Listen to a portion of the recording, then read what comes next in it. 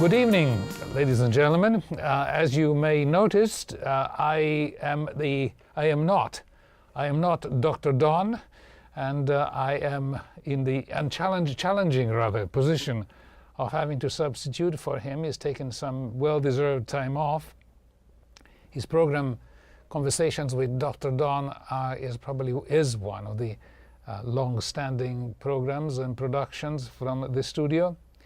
Anyway, I'll try to do the best I can. As you know, as Dr. Don says when introducing his program, the Conversation with Dr. Don is a series program during which he, or in this case I as a substitute, interview interesting people, as most of you are, because everybody has a history, and just by looking slightly more in depth than we are normally used to, we can find good things to say, or a very interesting thing to say about every person. And I was trying to remember a line by William Blake that says, "To see the world in a grain of sand and heaven in a wild flower, to hold infinity in the palm of your hand and eternity in 1 hour." Meaning that if you can see the world in a grain of sand, then you can see quite a bit of interesting things in just about everyone. Anyway, this evening I'm pleased to introduce a new guest to this program. His name is Ness Blackbird, and we'll introduce him shortly. And we start, as you know, with this program, we start first with some biographical information about the guest, and then we will go into his particular areas of interest or of expertise. In the instance, as we will see later, Ness is interested in launching a new program of which he will speak about more in depth and more clearly, but the essence of the program, as I have understood it, is to give a chance to people who are not in computers, who are not in programming, give them a chance to become sufficiently familiar as to know what is going on, and perhaps as a prelude for becoming even more interested in doing some programming themselves. So without further ado, let's start with his guest, Ness. Good evening. Thank you for participating to the show. And following the pattern of Dr. Don in this program, I'm going to ask you, the first part of the program is going to be biographical. So I start by asking a question about your intriguing first name, Ness. So could you give our viewers some information about how this came about? What does Ness stand for, and the origin of it? Ness is short for Mullines, which is a name I made up in high school, actually. Mullines was originally the name of a character I created in a fantasy game. He fought orcs. I see. So this is a form of an artistic name, of an art name. You could say that. Okay. Yeah. I mean, I never liked my name. I had a very common name in the town that I lived in. It was a Jewish town and a Jewish name, and there were lots of other people with the very same name. Which was going to be the next question. Where is your town of origin or place of origin? Ithaca, New York, upstate New York. Ithaca, New York. That's where Cornell University is. Oh, I see. And it is the habit of Dr. Don to ask, when were you born? But you don't need to answer the question if you don't want to. I'm not ashamed. I am 51. I was born in 1964. I see. And so you were born in Ithaca, New York? That's right. Okay. This is where your family comes from? Mm-hmm.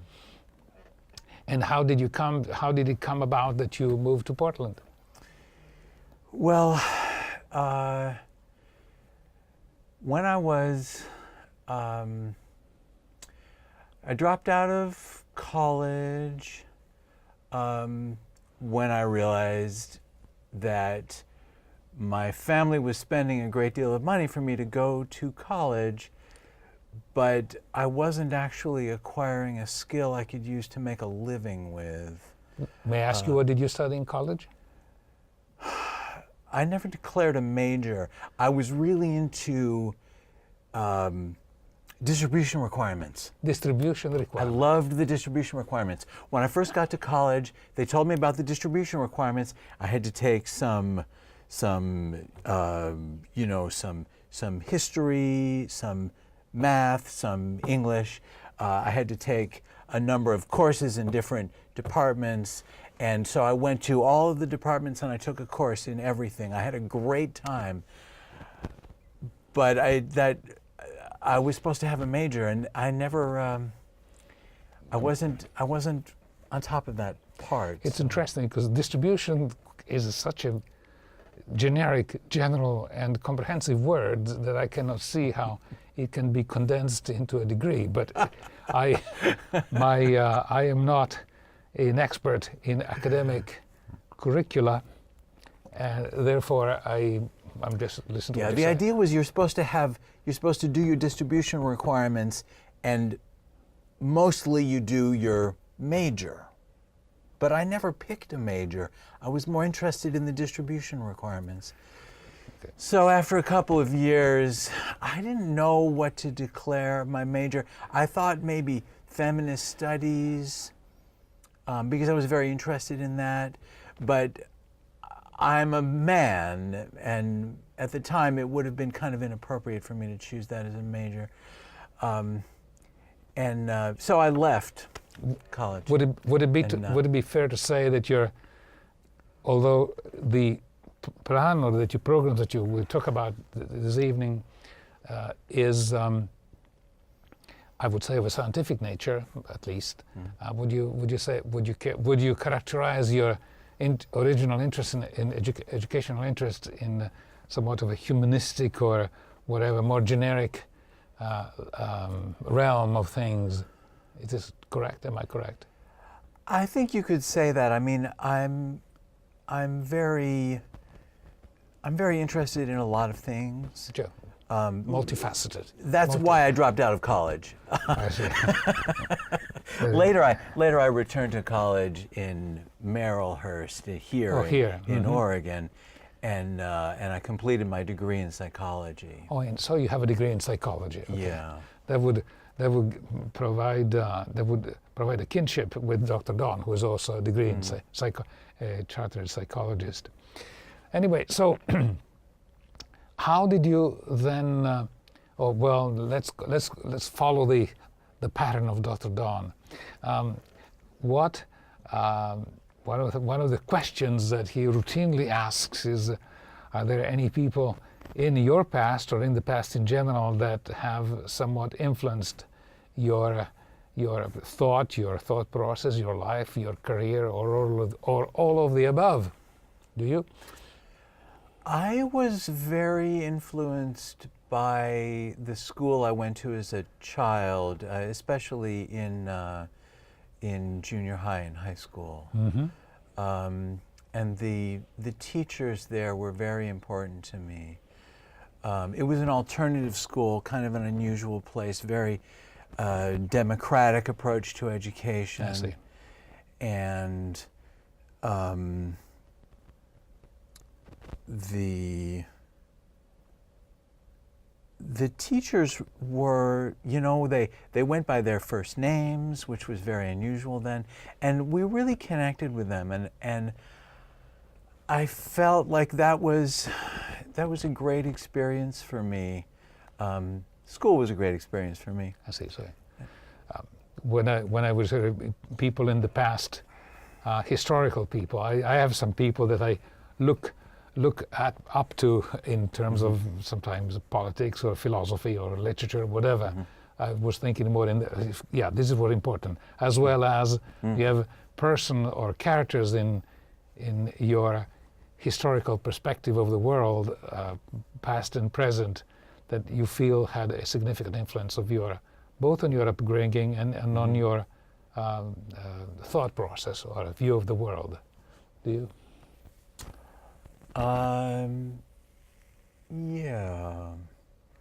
Yeah, I loved science fiction growing up. Mm-hmm. and the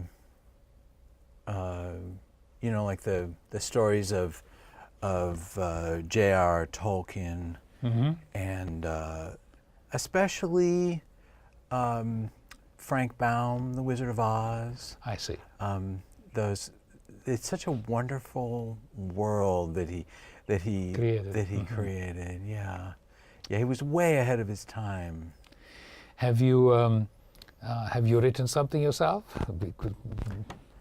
Yeah, I've never published it, but I've written a children's novel. Oh, children's novel. Okay. And when you said how did the process, or in? Oh, I should ask. Are you married? Do you have children? Yeah. Okay. How many? One. I have 4 children. I see. The first was from before I got married, from an earlier part of my life. He's now 29. He's in graduate school. I see. And my wife and I have 3 more. They are 10, 11, and 13. I see. So they live here. I see. They'll be very excited to see their dad on TV. And so how did you make this switch from psychology to the, I would say, the opposite side of the educational fence, or perhaps the intellectual fence? I'm asking this only talking very briefly about myself. By training, I'm an engineer, and when I retired from my profession, I became a writer, which is probably on the opposite side. But in the same vein, the question is, how did you make this a switch?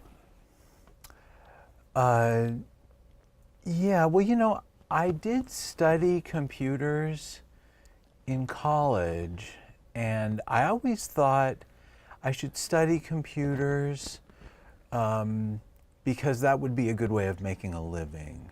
You know, I was aware that a man studying feminist studies might have a hard time making a living. And in fact, after I left college, I did some different things. I baked for a while, and then I got a job in computers. So your computer background was it where you said you were self-taught, or you went to school? I did go to school. Oh, yeah, I mean, I had a couple of classes. I certainly didn't get a degree. I mean, I really think I only took 2 or 3 classes in computers. And that wasn't. But it was enough. I learned how to program, and that was enough to get started. And you mentioned that you moved here. What prompted you to move from upstate New York, which is it's a pretty nice country up there? You have the Catskills, and yeah, that's right. And what prompted to move there from up to the north to the other side of the nation? The great advantage of Oregon is that it's very far away from New York.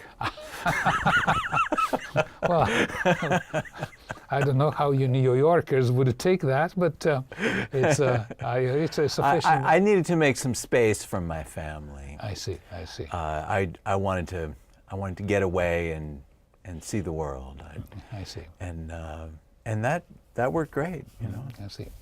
And your roots, most Americans, if I may say so, have many of them, some roots somewhere else, either in this continent or more likely either in Europe or Asia. This is occasion not being the case, but are the roots of your family, even your last name Blackbird, does it have the same or historical origin as Ness, or is it just your family name? No, it's not my family name. My family has a whole different name. My family's name is Cohen, and my family are are Jews from Eastern Europe, Russia and Estonia. Russian, Estonian. I see. Well, Russian and Estonian roots. Yeah, that's fine. And I always, since Cohen is a very familiar Jewish name, I, just because we're here, we're talking about odds and ends, biographical odds and ends. Do you know what Cohen stands for I would imagine in Hebrew or something like this, or is it a? Cohen is the name of one of the 12 tribes of Israel. I see. It's the name of the priesthood, in fact. I see. Well, it makes sense. So when I decided to change my name, there was trouble. Well, then you offer an interesting line of questioning. How did you decide to change your name? I originally changed it to Mountain. I've changed my name twice. It was part of that same general theme of trying to get far away from where I came from. I see. I've never been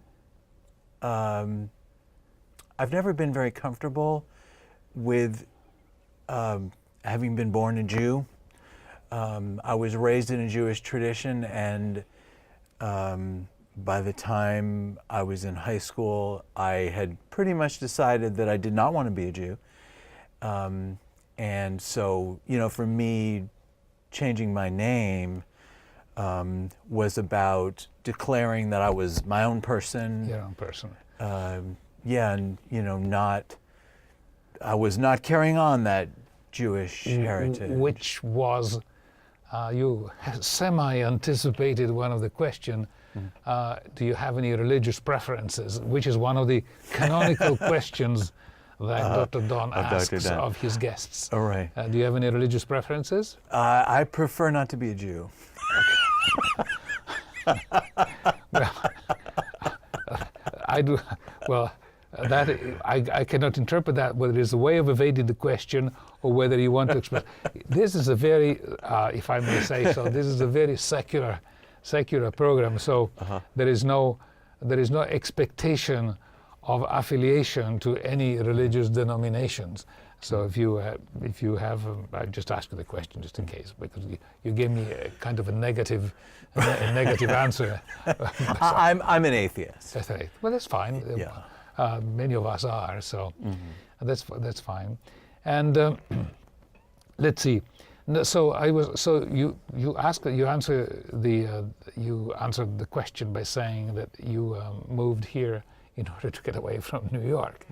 And so how did you, apart from your degree in psychology and your training in computer, may I ask you what you're doing now at the moment? Now I'm starting a new business. My wife and I started Arts People about 10 years ago. Arts People is the name of the That's the name of our old business, which my wife is still running, and I have been pulling myself away from Arts People gradually over the last couple of years, so that I could start this new project. Could I ask you, give me a brief description of what Arts People is about? Sure. Arts People is an online ticketing system. So theaters, that's performing arts groups, dance, symphonies, but mostly theaters. They sign up to use the service, and they sell their tickets online using our program. I see. And you said you're still running this business? My wife is running it. Yeah, we have I think 28 employees. And how do they find your service? How do people find your service? They all know about it. I mean, in the U.S., there's there are a number of online ticketing services. Yeah, and we have salespeople who try and call all of the theaters, but our customers aren't going to be using like Ticketmaster or something. You know, these are smaller organizations. Their tickets do not cost that much. So I see. they need a service like ours that has much more reasonable prices. Okay, so the advantage, the benefit of your company, Art, you also mentioned Art. Arts People. Arts People, is that it does not compete with these large outfits, and therefore they're probably more reasonable. It's better for the users. Yeah, I mean, it's designed specifically for smaller theaters. It has all the stuff that they need. They're very interested in particular features that we have. So, Can you give me one or two of these features? The big one is our customer service. We're very proud of our customer service. We pay our customer service people very well, and we have never lost a customer service person that we didn't fire. This is literally true. We've been in business for 10 years, but every person that we've ever hired for customer service is still with us. I see. That's interesting. And so they know the product very well. They know the business. And when our customers call, you know, they're getting the best care that they could get. Oh, I see. So the customer would be the theater. Or That's right. Since we are on the subject, and although before we move to the second part of the program in a moment, because of time constraints and because of all the things that I do, I really have little time to go to the movies, and or even to watch them until I don't watch till I shouldn't say this, except for Dr. Don.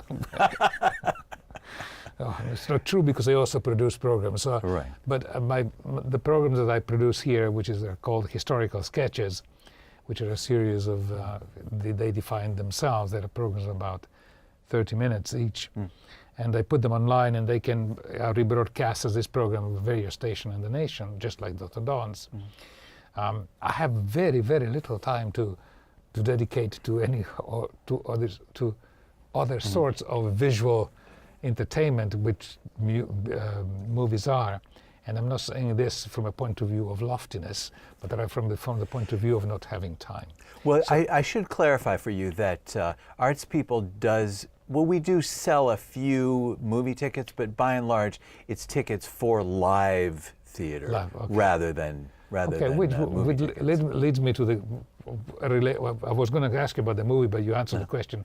And how do you, just because it happened yesterday, I was contacted about some people that put up some Shakespearean plays here in the area. How is the environment of the theatrical mood of the spectators? Is there a requirement, or has either the movie industry or the internet or the television completely done away with the theater? Obviously it doesn't, because that's your business, lives on it. But so what can you give me a bit of description of this type of, let's call it industry, but it's really art. What is the mood of the art? What is the zeitgeist of the art?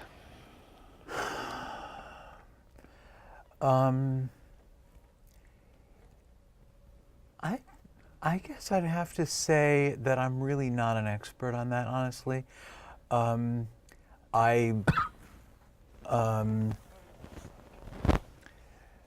started the business with Heather, my wife, because we wanted to support people in the arts, and you know, and do some. I mean, it's a great feeling to do work that people appreciate. Sure. You know, and that's what it's always been about for us, is that, you know, our customers really appreciate what we do. Like I say, it's, you know, I think there's a focus on the customer service, but the product also is very specifically designed for them. I don't go to the theater that much myself. I mean, I honestly, I just don't get out. I stay home a lot. I got 3 kids at home. I can imagine. Yes, it's quite a busy life, of course. Yeah. And how did you?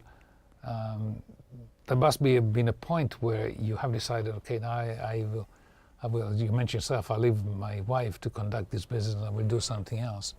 and how did you come to that juncture, that decision, and that change? I mean, in the beginning, I was running the business, and I used to say, I started this business. And gradually, I realized two things.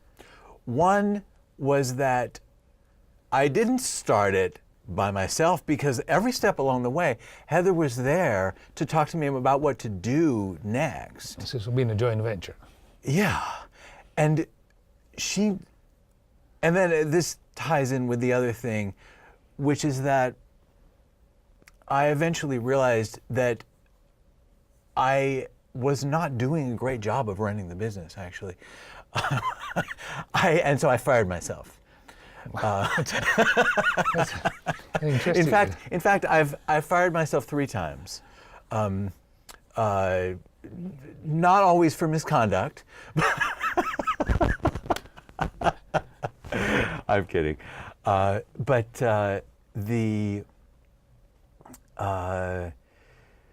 I mean, for a while I was trying to run the business, and then I got frustrated with that because there was really a lot that I had to learn about running a business, and so we hired a manager to run the business, and I became the technical manager. Later I realized that I was not doing a great job as technical manager, and I fired myself from that as well. For a while after that, I was running the business again. It's a long story. That's fine, I understand. At the end of the day, Heather took over, and since then, I have had the opportunity to see how a business should be run, and I'm starting to understand it. Well, it's great. It's a good feeling. And it's all done in-house, so to speak. Well, I mean, the great thing about the whole experience for me is that I was able to go through the whole thing without actually getting all the way fired, because Heather and I own the business. Sure. So we made a lot of mistakes. Both of us made a lot of mistakes. Wow. It was a very exciting story, but at the end of the day, okay. Well, we've reached still the have point. jobs. We've reached the point where we have as a customary in the program of Dr. Dons interrupts the program for about 2 or 3 minutes of an interval. So I think I will advise the technical center, studio, that this is a good time, and we'll interrupt for 2 or 3 minutes for some announcement, and then we will, or whatever.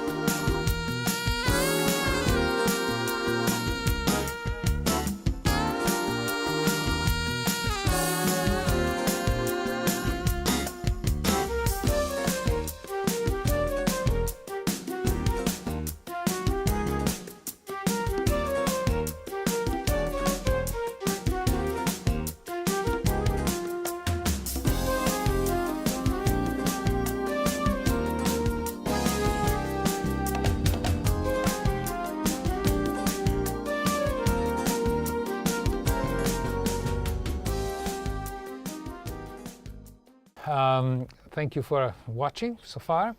We're going back to the second part of the program, which is really what I invited you for, Ness. So tell us about here we're probably moving ourselves. Tell us about this new venture of yours, and you have some graphics too that you would like to show to our viewers. Would you tell us? Yes, go ahead, introduce your program, the philosophy behind it. Briefly, you told us the history, how you came to it. No, not entirely, but anyway, the events that led to it. Yeah. So I'm referring to leaving the other company. And so go ahead. The land is yours. The field is yours. Thank you, Jamie. Well, the story begins with me teaching my children to program. of course, I've been a programmer for many years, and nowadays there are resources available online for kids and grown-ups also to learn programming. And so we, especially in the summer, we do homework time for about an hour a day, we learn math and English, and some of the kids in particular really enjoyed programming and got a lot out of it. And I was surprised to find that the tools for learning programming online are really very difficult to use. I'm sure that some of our viewers have tried to learn programming online and have found that, wow, that's really hard to do.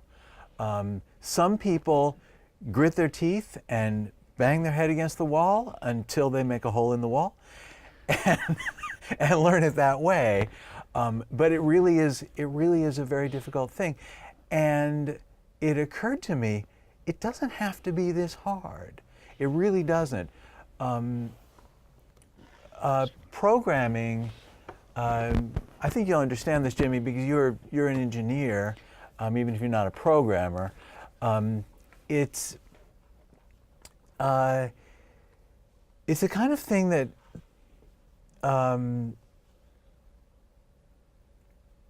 I want to say it's a lot like solving a puzzle, and it's the kind of thing that a lot of people enjoy, doing that kind of stuff. And the job market today needs a lot of programmers, and I meet young people sometimes, and I often feel like, wow, these are people that are realizing, the labor market, the world of work is changing so fast right now. It's such a strange time that we live in with so much change going on. A lot of people are not able to follow in the footsteps of what their parents have been doing. There's a lot of jobs, whole job categories are disappearing. And there's a new category really of jobs which is coming into play, which is jobs in programming and things related to programming. Things related to programming. Mm-hmm. Just to interrupt you briefly, because I think we don't have, relatively speaking, we don't have much time left if you want to show your slides. I would just say that you are right in the sense that people have to to use your expression, hit their head against the wall. Mm-hmm. I find it that, and this happens so much with anything that has to do with the computer usage, let alone technology, is that there is so much to remember. And one of the keys that I found, even in trying to learn some of these languages, even if you have understood it more or less, before it sticks in the mind as an automatic process, you have to repeat the operation so many times, at least me. Mm-hmm. And unless I repeat it so many times, it goes away. And if I don't use it, it goes away. This happens with all programs, even things like, I'm thinking about Photoshop, which is typical. Mm-hmm. There are some routines there that are really routines that almost a machine could do it, but it requires a human intervention. Right. And if I don't do it for a while, I have to go back to the instructions and look at it again. So I would say it's not so much the hitting on the head on the wall, but trying to remember. It's essentially a language, as we know, obviously. It's a language. So I call languages, I grew up in a multilingual environment, but the ones that I learned, because I'm not using, I find myself, when I want to express myself, I knew that word, but it doesn't come up. Anyway, continue, I interrupted you. So go ahead. So you found that, if I can summarize this particular aspect of this, you find that, very true, the technology is changing, the work field, the work environment is changing. There are probably skills needed that people would be useful for them to acquire, but they cannot do it because they would have to. So I interrupt you. Go ahead from there, and let's go to the graphic part of it, which I think is one important part too, as soon as we can. Yeah. I need to lead into it. I want to lead into it, but I want to make sure that we cover it because we have about 20 minutes left. Okay, great. Yeah, the focus of our product is actually pretty much what you're talking about, is about practice. If you're going to learn to program, you need to practice, and you need to practice in a supportive, comfortable environment. A lot of people these days go to code schools, which specialize in that. They create a whole group environment for learning programming together. And that's a great way to do it if you have the time and the money. It's very expensive. I can imagine. And you know, and you have to be able to take off about 6 months from work. What we are, the main problem with learning programming is not so much that it's difficult, is that it's very, very unfamiliar. And you come from a multilingual environment, and you may understand that when you're learning a new language, there's a real factor of just the words being unfamiliar. It makes it hard for you to learn. Yes. And to make things really stick in your head. The process of programming, I want to show the slides in a second, because the process of programming is about learning a slightly different approach to solving a problem. And it's not that approach is all that difficult, it's just very unfamiliar. So let's show slide number 1. Thank you. So, how do you make a peanut butter and jelly sandwich? You can take down the slide. That's fine. Oh no, we're not onto the next slide. We're not there yet. No, go back to the people. Oh, they just want to show the slides. Okay, fine. We're on the slide. Oh, we got the people. Okay, good. Oh, these are the people. For a moment, I was puzzled myself. I'm glad I won. Yes. I'm sorry. Yeah. So,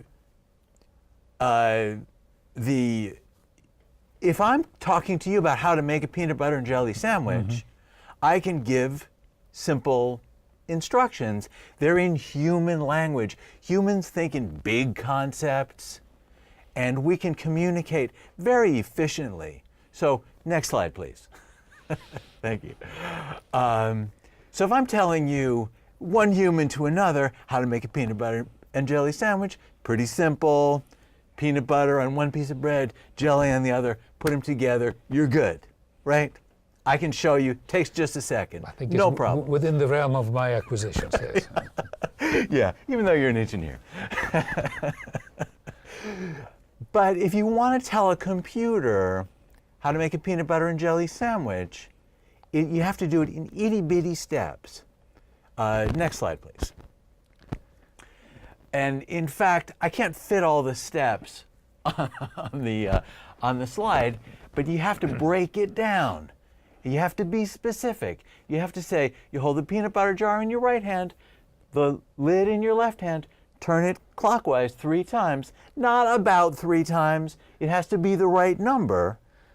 And you don't say, okay, you don't say just like put down the lid. You have to say, where do you put it?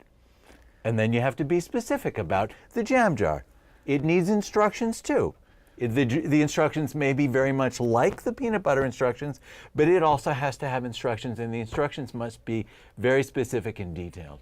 So learning to do this kind of work is really just learning to think in a new way. Yes.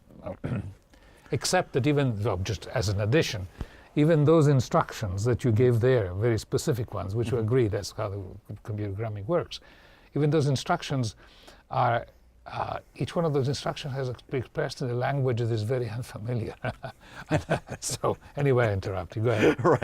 Right. So yeah, so you need to learn the particular code that your programming language uses, and every programming language has a list of words that you need to learn, the command words that you need to learn. But that list is not very long. It's not very complicated. At the end of the day, every computer can only do 6 things. I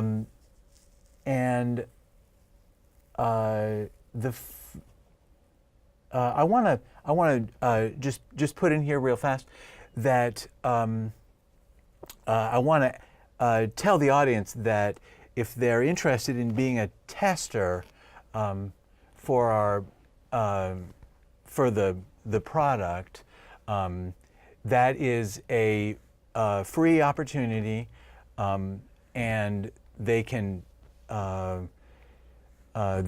learn on the system after it goes live, and we start to charge for it. They'll be able to continue to study and learn for free. So thank you. This is very important for our viewers. So can you put up the email address? Do they have to register with you, or we have peoplecanprogram.com? They can get the information from there. That's right. Okay, yeah, they can go to peoplecanprogram.com. Let me make sure that we tell our viewers. You go to peoplecanprogram.com, and then you will find the information on how to possibly test some of your lessons. And as Ness said, and if I understood you correctly, let me repeat it. Correct me if I'm wrong. After that, they can, if they become quote unquote some kind of beta testers, they can continue with your program free and essentially become a free student. Students getting information for free, which these days, considering the costs of learning, even in not so expensive colleges, is relatively speaking astronomical for people. Yeah. This will lead me into my social, to charge so much for education. I got an education for free.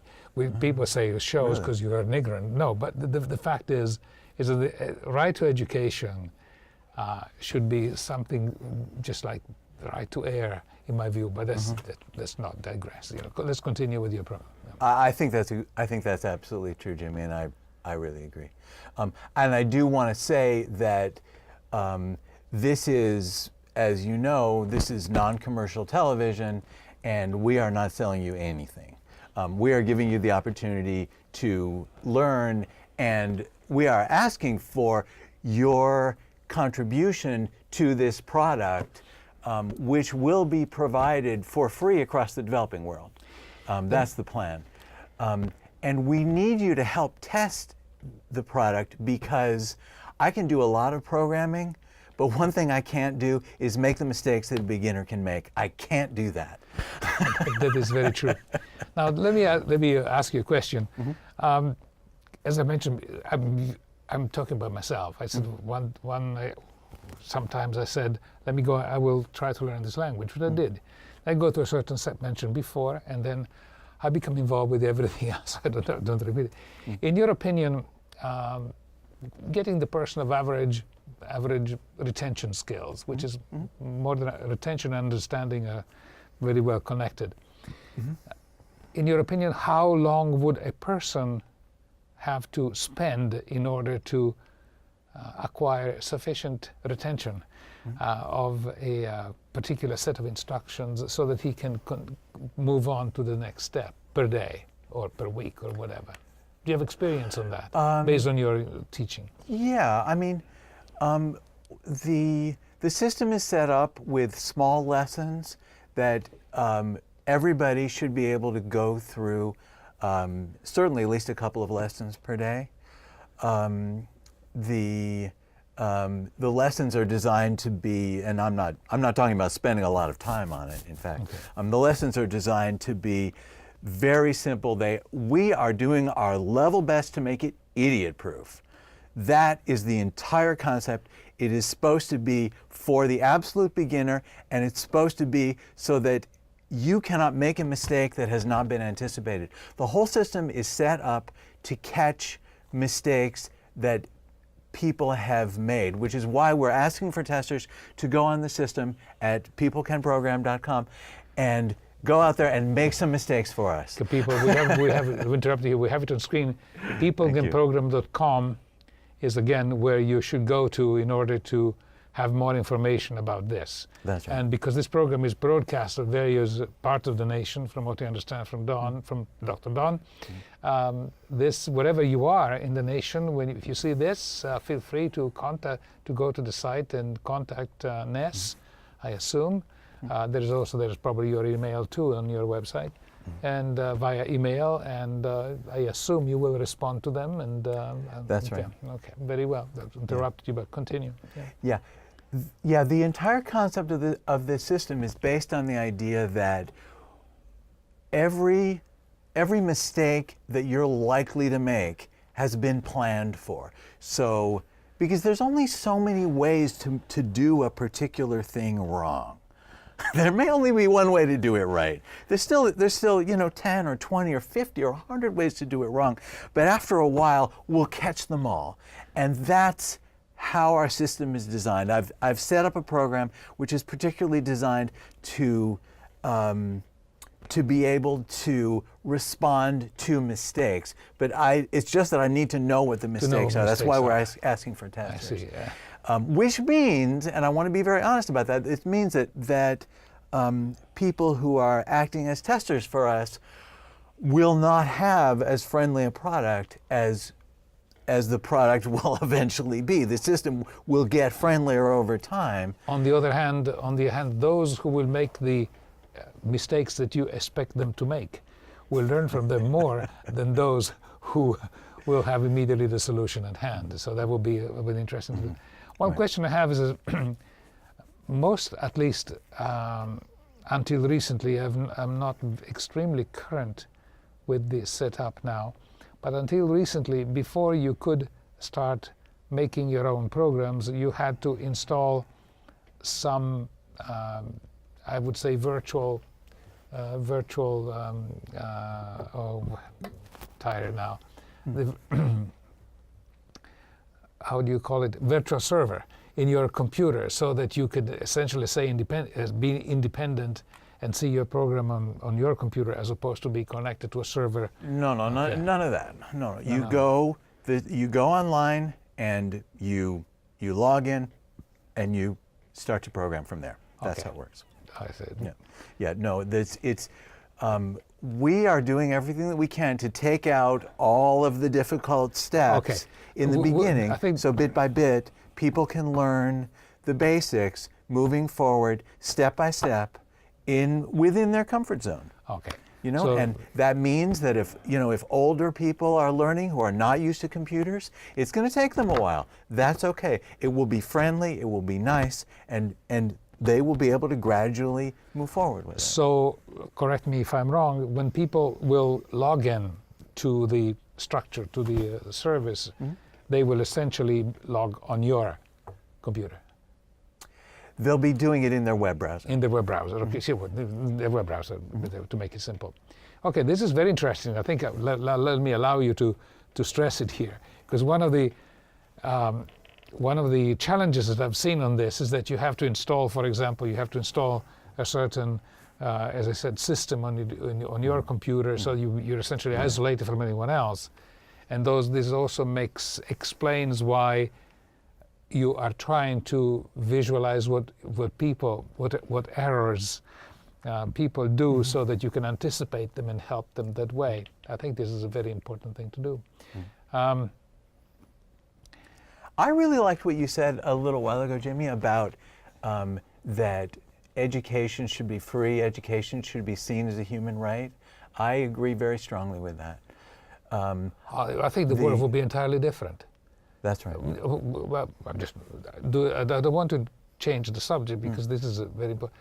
What will be the next step? Were there any more slides that you wanted to show? How much time do we have? 8 minutes. Actually, let's call it 6. Okay. Because we have a few minutes. As I said, I'm substituting for Dr. Don, so he has some announcement at the end that I must show. So let's calculate 5 minutes just to make sure, 5 or 6. Okay. Let's find. Okay, we'll go through the last slides real fast.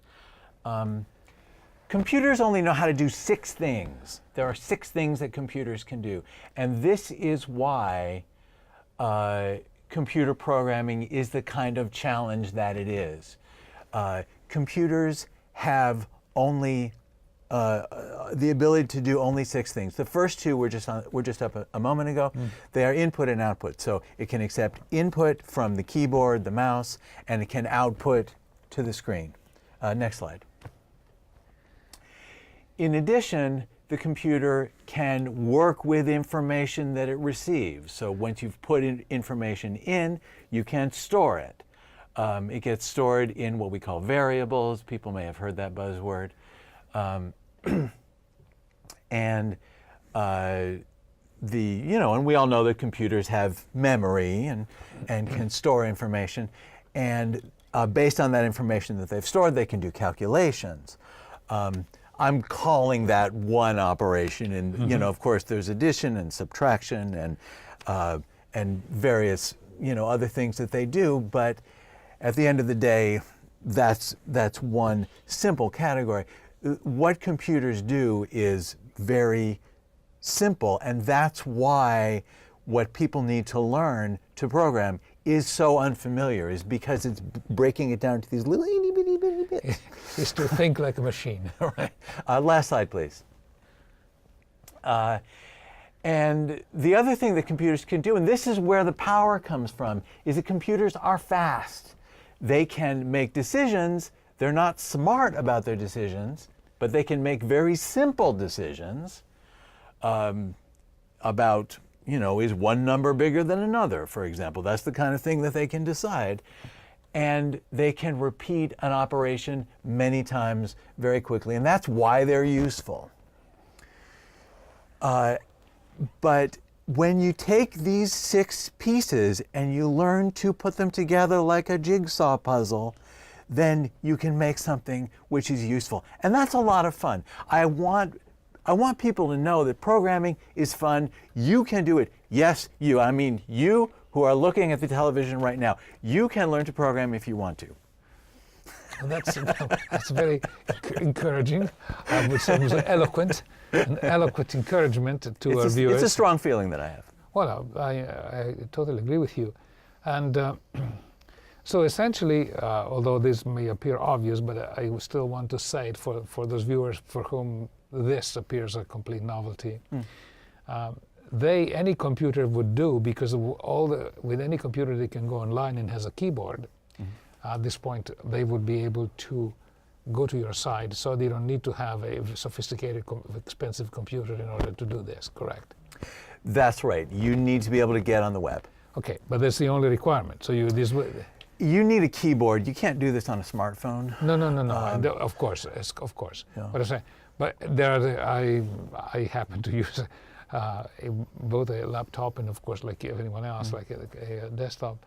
But as long as they have access with a desktop computer or any portable computer to the web, they are in business. They don't need anything else. That's right. I think it's for those who have gone through the steps, as I did before, of having to create my own internal server on my computer in order to test what I was doing.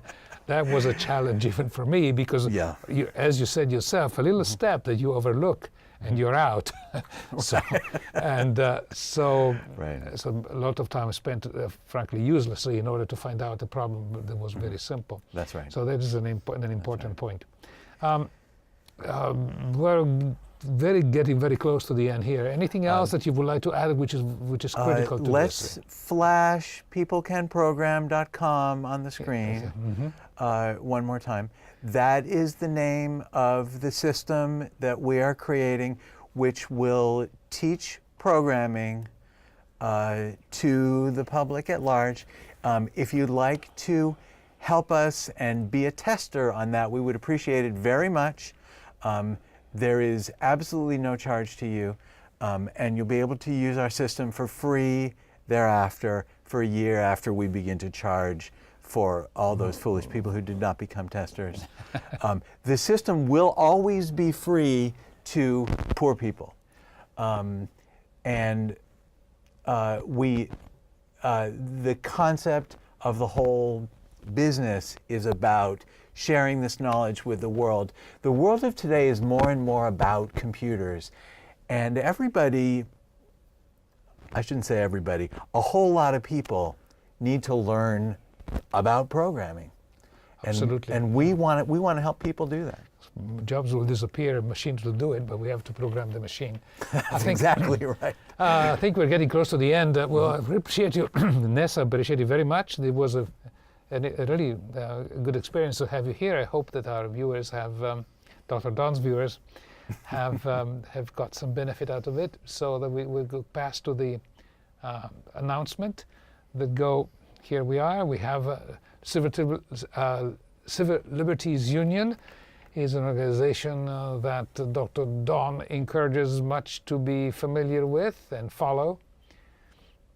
Then we have one of the messages is we're all here with the same line of thought, to end corporate personhood. And in the related website. And I will repeat now, take the liberty of repeating a phrase that Dr. Don has made almost a slogan. Thanks for, remember KFC, which he says doesn't stand for Kentucky Fried Chicken, which for me either, because I'm vegetarian, but stands for be kind, be friendly, and be charitable to everyone, and to you too, to everyone, to the crew and everything else. Thank you for watching. It has been a pleasure to have you here. Let's hope to have some new programmers online soon across the nation. And again, thank you for watching, and see you next. Dr. Don will entertain you. Will be the right guest next time. Again, good night.